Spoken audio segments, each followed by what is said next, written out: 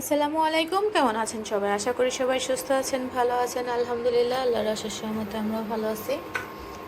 আজকে রান্না হবে সুপি নুডলস। তার জন্য নিয়েছি টমেটো, এখানে আছে রসুন, আদা কুচি, কাঁচা ঝাল, পেঁয়াজ কুচি, এখানে আছে পেঁয়াজের কালি কুচি, এখানে আছে পাতাকপি, গাজর আর নিচে আছে ফুলকপি, এখানে আছে মুরগির গোশ, এটা টমেটো সস, এটা সয়া সস, আর নিয়েছি বাটার।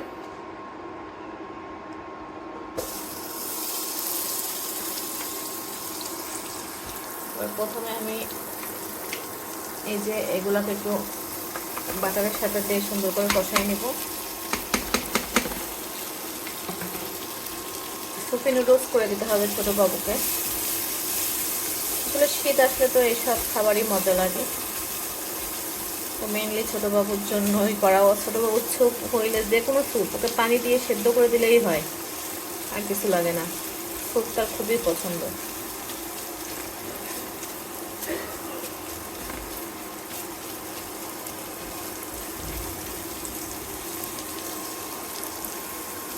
তারপর দিয়ে দেবো যে গোশটুকু, মুরগির যে গোশটা আমি কেটে রাখছিলাম, এটা বুকের গোশ।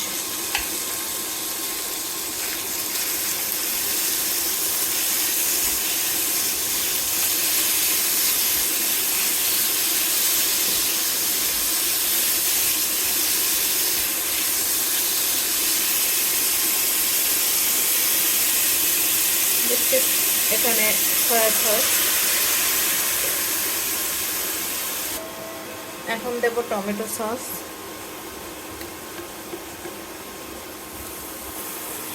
এবার দিয়ে দিচ্ছি যে টমেটো কুচি করে রাখছিলাম ওটা।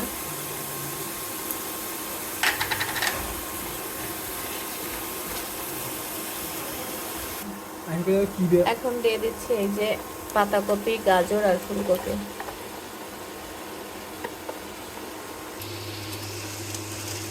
এটা সুন্দর করে কষানো হয়ে গেছে। এখন নুডলসটা দিয়ে দিব আমি।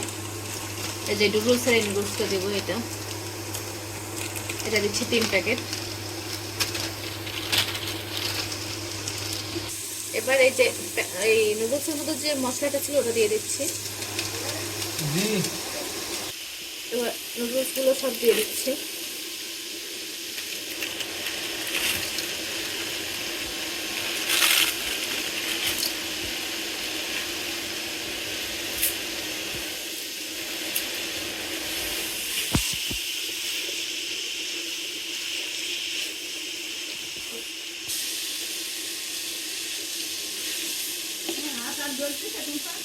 না, ছেড়ে গেছে। এবার দিয়ে দিলাম পানি।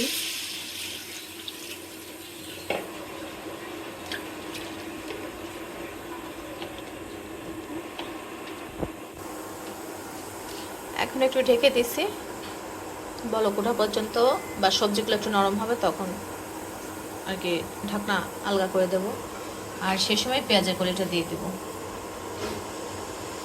পেঁয়াজের কলিটা এখন দিয়ে দিচ্ছি, আর একটু পরে কর্নফ্লাওয়ার দিয়ে দেব।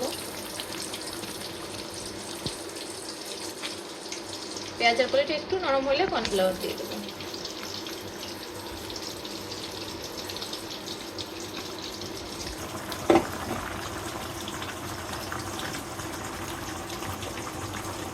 এবার কর্নফ্লাওয়ারটা দিয়ে দেবো। দিয়ে দিলেই আমার সুপি নুডলস রান্না কমপ্লিট।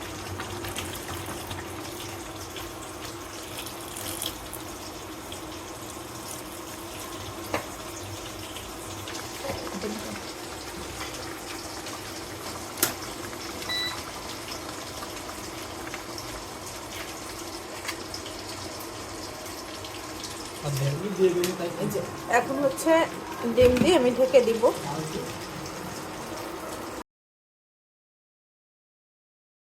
এই হলো স্যুপের ফাইনাল লুক, সুপি নুডলস।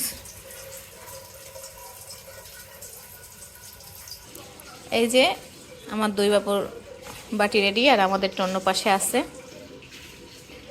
মজাদার ইয়াম্মি সুপি নুডলস। তো এই পর্যন্ত, আল্লাহ হাফেজ, আসসালামু আলাইকুম।